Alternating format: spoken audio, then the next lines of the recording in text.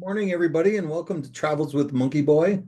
Today we're beginning our trip to Madagascar, so a lot of stories to tell. Um, so sit along. Today it's just going to be stories and maps, no pictures, because it's mostly the setup today. Madagascar, or perhaps I should say Madagascar.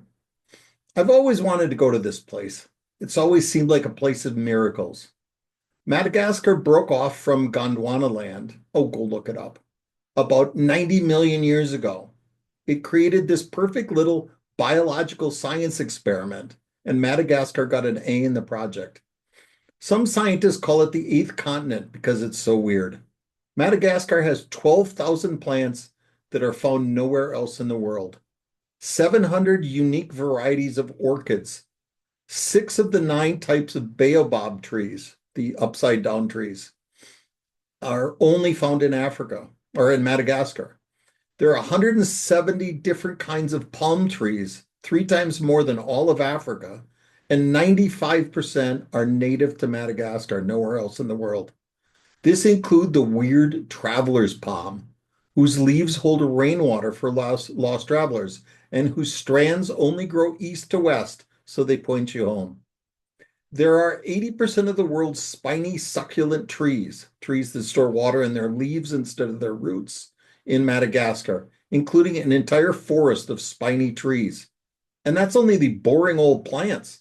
The island is the only place in the world with lemurs. You can see Danielle playing with one in the background. Um, when the island broke off from Africa, lemurs filled the biological niche filled by, well, just about everything. There are 130 species of lemurs.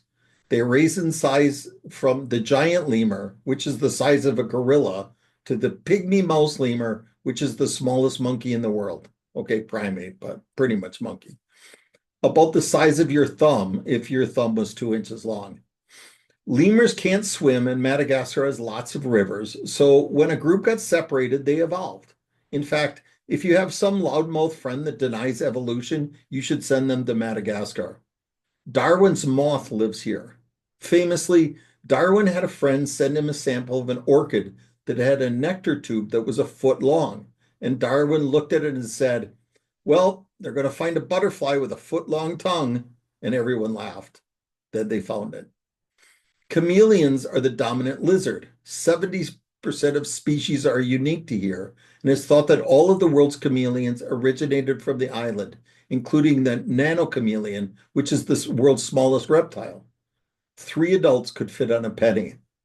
There are weird frogs here. The tomato frog, which is red in color and produces a kind of tomato sauce slime on its skin when approached by a predator. There are also mantella frogs, which are about the size and coloring of the poison dart frogs, though without the poison. The apex predator is the fossa, which looks like a long-legged ferret, but is from the mongoose family, and of course, is only found in Madagascar. The elephant bird, 10 feet tall, 500 pounds, is from Madagascar, as is the largest land tortoise ever found. Weird bugs, too. Giant beetles, moon moths, stick bugs, foot-long millipedes. Madagascar is just the coolest, weirdest place. And then people came. Okay, I'm not a leftist anti-human nut job. No offense meant if you are. And also, every Malagasy we have met has been friendly and kind.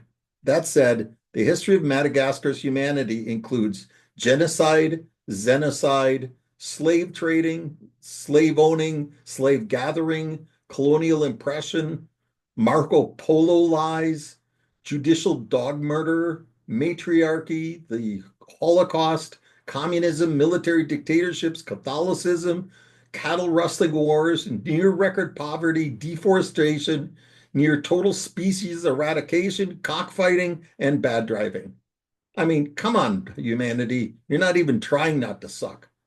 To fill in some of the blanks, primitive humans first arrived in Madagascar only 2,000 years ago by boat from Borneo, it is thought. Borneo is way over by Indonesia, over by north of Australia, south of China, where Africa is like a minute away. But they arrived from Borneo, it's thought about 1,200 years ago. More advanced Indonesians, they came 2,000 years ago, and then about 1,200 years ago, more advanced Indonesians came and wiped out the Stone Age people.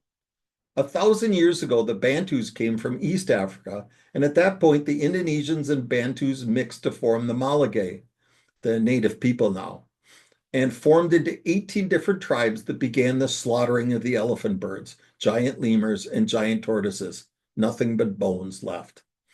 In the 13th century, the famed lying adventurer Marco Polo claimed to have gone to Madagascar, which, along with Sri Lanka and China, he never went to. In the 17th century, Madagascar had both hands into the slave trade. They gathered slaves, they traded slaves, they owned slaves. They were among the largest provider of slaves throughout the Middle East and Asia. They also sold some to the US and kept them for themselves. When the French colonized Madagascar, they forced them to free 500,000 slaves. In the 1600s, Madagascar's judicial system decided that the Salem witch hunts were the best basis for the solving of crimes. There's a local plant, the ordeal plant, that might be the most toxic plant in the world. The way it worked is that the accused, often a sorcerer, was forced to follow 3 full chicken skins and then given 2 doses of the poison. And if they died, they were guilty. If they threw up in full the 3 chickens, they were innocent, rarely happened. And if they threw up but only parts of the chicken, they were put to death.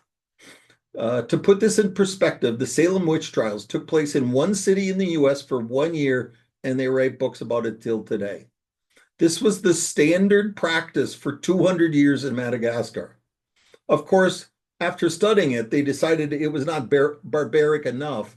So the reform-minded Malagasy decided for disputes between 2 people that they would give the poison to the family's dogs, and whichever dog died first was the losing party. In the 1850s, Madagascar decided to adopt a matriarchy, and for 100 years they were ruled by queens. In the 1890s, the French came in to force Catholicism and a proper period of colonial horror.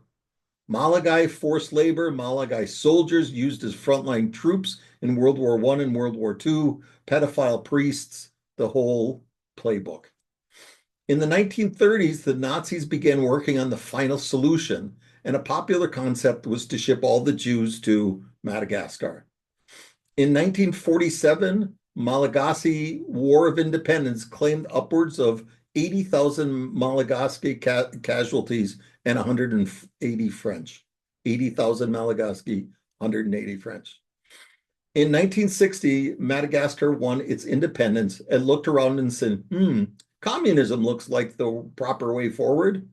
Then for the next 40 years, Madagascar jumped between communism and military dictatorship when the government didn't pay the military enough money. Given that mix, the richest people and best jobs in Madagascar are military. Worst paid are the teachers. Note, Madagascar has no enemies, and outside of the French, have never had a war or been invaded. A few years ago, some government officials signed a contract to sell 1,000 zebu, the national cow, to a foreign country, but having no money, he paid gangs to become cattle rustlers. Yes, in the 2020s, which led to a war between the farmers and the rustlers, creating one of the highest murder rates in the world. Thankfully, the cattle wars are done. So here we are today. The national sport is cockfighting. Madagascar is the 4th poorest country in the world, with average per capita income of $400 per year. 80% of their population gets their cooking fuel and heat from firewood. There are 25 million people in the country. Everyone we saw here was pregnant. The population is set to expand to over 50 million by 2015, which would be the equivalent in land area to the world's population being 44 billion. They are burning down the forests and eating all the creatures. One of the greatest nature places in the world coexisting with one of the worst human places in the world. I hate to be insensitive, I suppose more insensitive, but the 25 million Malagasy have a GDP of $10 billion. We've given $100 billion to Ukraine to shoot at the Russians, Couldn't we just pay all the Malagai to leave, send them to North Carolina and teach them the code? Turn the island into a UN-governed eighth continent and let the lemurs and weird plants and chameleons grow in peace? I don't know. I hope to learn more over the next few days. Okay, I think that's it for today. Let me share some pictures with you, the map with you. Okay, here we are. As we start all of our adventures, we're starting at my house in Green Bay. Here we are. Such a pretty house. We're right in the middle of the city of Green Bay. The big technical college is literally across the street from us.